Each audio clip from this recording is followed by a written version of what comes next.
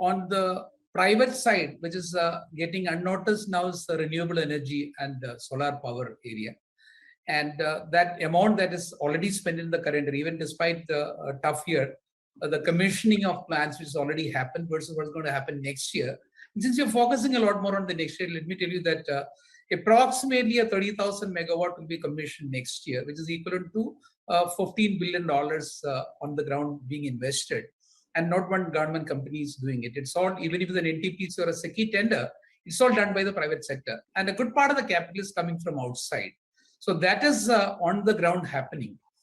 And that's already there. And based on the PLI commitment initially it was only one industry, electronics and API orientation now added on. And third level is also going to happen for various other things where we want to import substitution done.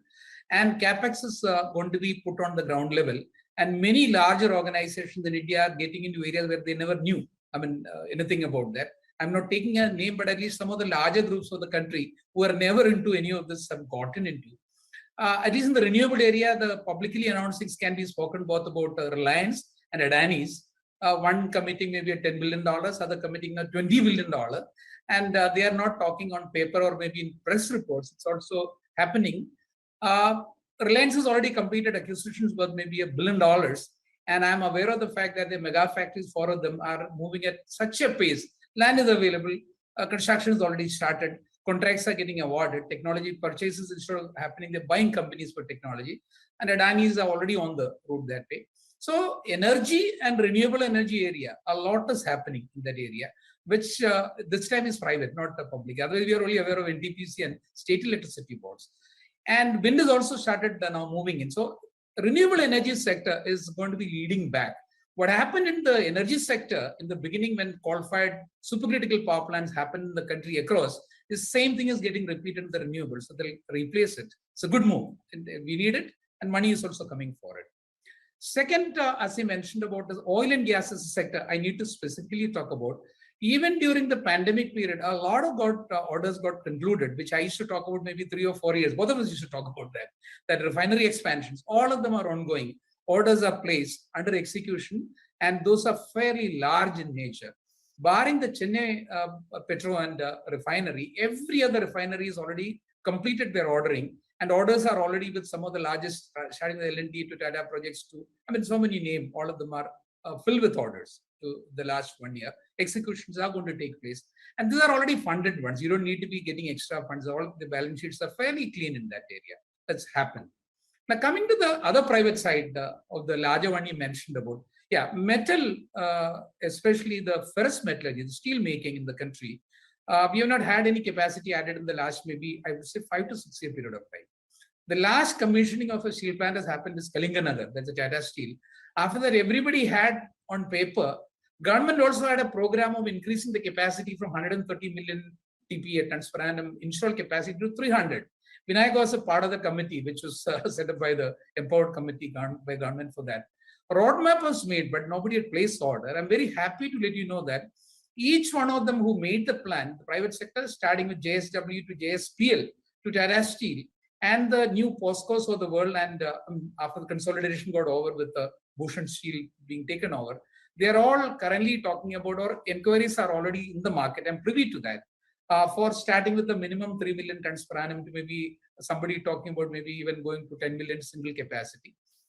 JSW has already declared that they'll be doubling the capacity in the next 5 year period of time. So I'm going to see a lot more of steel related, and steel will be needed for the growth of the economy from, let's say 3 trillion, not exactly 3 trillion, near to 3 trillion to go to 5 trillion also will be needing a lot more of steel. So it's going to happen. And the indicator for this is that I'm seeing it happening in the sponge iron sector. 20 orders got concluded in the last maybe 6 month period of time when it is below the radar. And these are input going into steel making. So that's already moving in. Cement companies across the country, everybody is putting up the renewable purchase obligation oriented waste heat recovery generation. Not one company will be left out. All that will get over in the next maybe 2 year period in ordering and maybe another few years for execution. So that sector is also investing. And I'm very happy to let you know that most of them, those who already have the land available, licenses available, the quarry is already in their pocket. That's I'm talking about the lime, this one, related one.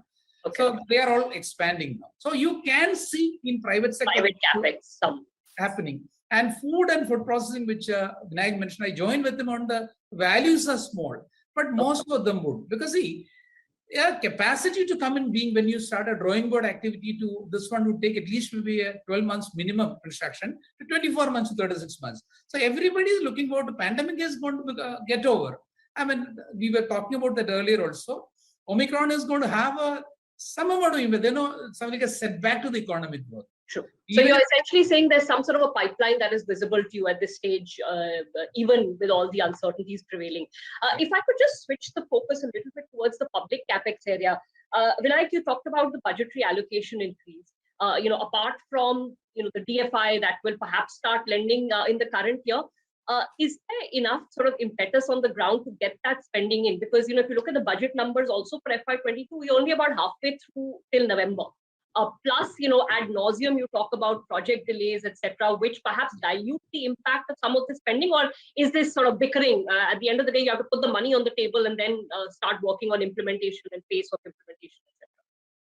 So the focus of the conversation is changing. See, earlier it was all about lack of adequate finances, etc. Yes, that was still last year. Yeah, the broad point is that one is gradually seeing a certain comfort level up to a visibility level of 20 lakh crores per annum. The million-dollar question is there sufficient projectization on the ground to be able to absorb it? One interesting point often missed by analysts is that a typical infrastructure project has a life cycle from concept to completion of about 4 years. If you need to have shovel-ready projects of 20 lakhs per annum, you will need a pipeline into 4. This is pure pipeline theory. You will need 80 lakh crores of shovel-ready projects so that 1/4 of them get completed every year. Now, even if the figure is not 80 lakhs, it could be 60 or 50. The question really is, do we have that level of shovel-ready projects to be able to absorb the financing that is gradually being made available? I have a certain amount of skepticism there. That we don't, the conversation is very soon going to shift to project pipeline, availability of shovel-ready projects, and some very strong stimulus to create tomorrow's projects. I'm actually going to see that as potentially an effective bottleneck in the future, as distinct from finance being available as a bottleneck. So it's a very important point you've raised. The recent report by the Ministry of Statistics that there are some close to 4 lakh crore projects which are stuck or not moving with a huge time and cost overlay is a significant problem to be solved. Over and above that, a new generation of projects have to be created. You see, the big capex drivers are really road, rail, and electricity generation and transmission. As Uni mentioned, much of electricity generation has now gone to the private sector. So it is effectively transmission and the investments that the discoms make in smart metering, etc., and transformers and poles, etc. So these are the three, and these together are not sufficient to reach 20 lakh crores. You need a new generation of projects, whether they are hydroelectric or ports or airports, or a new generation of projects of a fairly large size need to be conceived today so that we have the absorptive capacity, the pipeline to absorb the finance that is being made available.